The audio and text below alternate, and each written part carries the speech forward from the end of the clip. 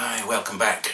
Today I want to talk about perhaps the most insidious of all the techniques used by psychopaths, the thing called gaslighting. And it's happened to us, our family, and while it was happening we didn't really see it. However, when we got back home, or if that was the circumstance, or we sat down in the evening and talked about what had happened, it became obvious. We had been conned in this really creepy way. One of the things it does to us is to make us feel quite ashamed, particularly if we're isolated on our own. I'm lucky because I can talk about it to others in great confidence. However, what I've noticed over the years are people who have been subjected to extreme narcissism or psychopathy do carry a lot of shame and blame, and this is actually part of the psychopath's game. It is to make sure that their prey feels that they're actually guilty of something. You do feel a stupid dick, basically, when you look back and see how you have been manipulated in this way. And we all feel it. So the first thing I'm saying to people is that I know exactly what it feels like, that feeling of shame. So what is gaslighting? And I think it's a wonderful term. It is based on, the term is based on the movie that came out in the 40s. In fact, there were two movies, a British one and a Hollywood one, and that came after a play called Gaslight. And to cut a very long story short, the baddie, husband, manipulates the wife into thinking she's going mad by doing things like dimming the lights and making her feel uncertain that she's actually seen that happen, and moving pictures and pretending watches are there and whatever. He starts off, of course, as a smooth guy,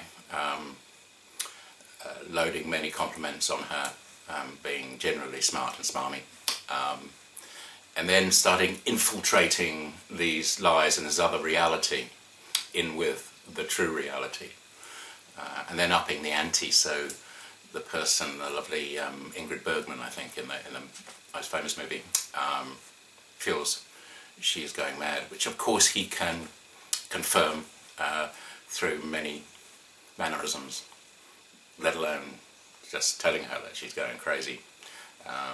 Just those sort of looks and raised eyebrows and looking away. These are all the techniques used by psychopaths to gaslight people. So my personal experience of gaslighting, I'm only beginning to realise the extent of it.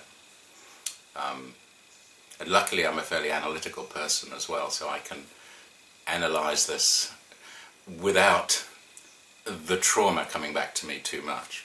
However, there are certain flashpoints about this, and this actually makes it quite difficult to talk about in a coherent manner. So if I hesitate and stumble, it's because it's not easy to do this. So the first thing that we experienced was a person and a corporation presenting themselves in a way that would engender trust, complete trust in them and their product. And this gave us the confidence to start an open discussion with them, trusting what would happen, what eventually would kind of their interests were our interests, very much like Ingrid Bergman did in this movie. Even when there were early mistakes made, because we are like most people and trust people, and also like most people we have doubt, we give the other person benefit of the doubt. I'd like to think that's what being a nice person, if that's not a judgment, a good person is. We live in doubt. If, for instance, we were asked what did we do 10 days ago at 4 o'clock, for instance, we would hesitate, then rack our brains and then come up with a sort of probability answer. The psychopath, extreme narcissist, doesn't have to worry about the truth, and therefore can come up with a very definite answer, whether it's right or wrong. Seem to have a particular skill in initially tying up lies, so that the one lie can lead to another, and in fact, so they don't have a conscience about that. In fact, sadly, they tend to believe it as well. And remember, their goal is control. The goal is not only winning, but the other person losing, their prey suffering as well. So anything that gets them to that point is, as far as they're concerned, the tactics they must use. So this is totally foreign to the majority of people. One doesn't have to be particularly codependent or somebody with a victim mentality for this to happen to. I'm making defense for myself to a certain extent as well. The person who is a psychopath, or the controlling person, can then enlist others and very skillfully convince them of their narrative, the psychopath's narrative, their lie, if you like. And that may well be employees, it may well be so-called friends. I don't think they have real friends, but they have codependent friends. There may be senior executives who, to survive in the environment of this sick corporation, have had to do this for a long time. They don't particularly like doing it. The majority are pretty poor psychopaths. They may be secondary psychopaths. In other words, they will say it, but they will say it with a degree of conscience. And they become the victims as well, because once you have a bit of a conscience about it, you have a dilemma, and you can get sick because you try to cover up things with probably with addictive substances, or it'll go internally and your immune system will suffer. So these people who are working in with the main psychopath will get sick as well. They're also the victims, but in fact they're being coaxed along. There will be many who will leave, and in fact, if you're going to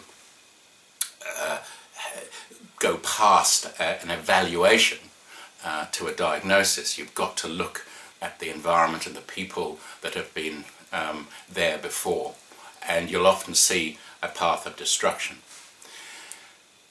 One of the reasons I'm doing this is that I believe that the inevitable outcome from such awful behaviour is destruction and self-destruction, sadly bringing people down with them as well. So gaslighting involves isolating the individual, just like any predator will want to isolate the prey. And this, of course, heightens the fear, heightens the fight or flight reaction within the victim. And it becomes very dangerous, and it's dangerous for their mental health, their physical health, definitely their physical health as well. And that's where I cannot stand back and see this happening in such a widespread scale. My own health was threatened to be suffered, and I have been able to use certain techniques, certain bits of learning for the first time. After all, if it happens to you the first time, you try to scramble through it, you try to work out a plan of how to counteract this constant, insidious, creepy, awful gaslighting. These creations of realities that are not based on fact. It needs huge degree of support to get through this. So I'm lucky within the family to be able to discuss this, and with good friends. But the psychopath will do their best to restrict that. They will be doing their best to try to isolate you. After all, as Oscar Wilde said, if you tell the truth, eventually somebody will find you out. There's a wonderful twist of phrases that he used. If you tell the truth, somebody will eventually find you out. Even though they tell the most awful, whopping lies that people fall for, hook, line and sinker, eventually it is impossible to be consistent with lies if you stay the distance and have a support of friends who are moderately intelligent and caring.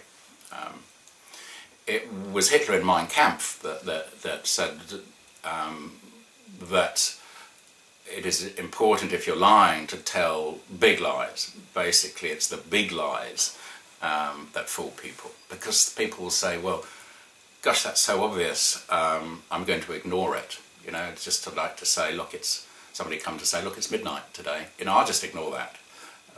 They just must be silly. When he said that in Mein Kampf, he wasn't actually talking about himself and his strategy for the, I suppose, expansion of his empire and the eventual destruction of so many millions of people's lives. He was actually talking about the Jewish race, built on what he would say was a lie. And that's the other thing I've noticed about these people, is that they don't quite understand mirroring. So when they're talking about you being the liar, or your narrative and your reality being wrong, they're really talking about themselves. That is one big chink in their armour. They say it with such force, though, that at the time it can be very distressing. The force they use is dangerous to us. It actually is a producer of post-traumatic stress syndrome. The biggest cause of complex post-traumatic stress syndrome, of course, there's bombs and extreme violence and murders and whatever, and that goes without saying. That's awful and terrible. But if you boil most of the post-traumatic stress syndromes down, it's accumulative issues of loneliness and isolation and abandonment. And this is what they're doing. And we know that these tactics will not only cause anxiety and an attack on what I've shown before, the amygdala, which will keep firing off with even minor insults. So that's very dangerous as well. It'll also lead to chronic illness. And the illnesses that have been associated with this have been heart disease, all manner of autoimmune conditions and bowel conditions. And to a certain extent, we know that stress is a major player in pretty well every condition that we have in the first world and the Western world. So these people are not only upsetting us and robbing us, they may well be, and I'm sure they are, doing grievous bodily harm to us. They are dangerous, like the Jimmy Saviles, who of course was a psychopath, like the Harold Shipman, who was the doctor in England who kept killing people for years. Obviously a very great gaslighter, because so many people didn't get it until one or two people came in from afar. One of the funeral directors, a young funeral director, started to question why so many deaths were occurring in the doctor's surgery, and put two and two together. This is how adept these people are to what appears in retrospect to be so obvious, and why we need to be vigilant, and particularly my role is to prevent this awful virus that's out there, because I've seen it not only infect the obvious victims and the obvious prey, but also whole corporations. But not only that, it seems to infect what I'd say the cronies of the psychopaths as well, which may or may not be cronies, may or not be psychopaths, apologise. They're certainly all cronies. But they're infected by this and they start behaving like this, and it's become very insidious. And the more we wake up to it, the more we'll prevent this disease and prevent it at its source, so that it doesn't do damage to us our lives, our livelihoods, and the lives of future generations. So there you go. That's me on gaslighting. Okay, keep the faith, and thank you for joining me. All the best. Bye.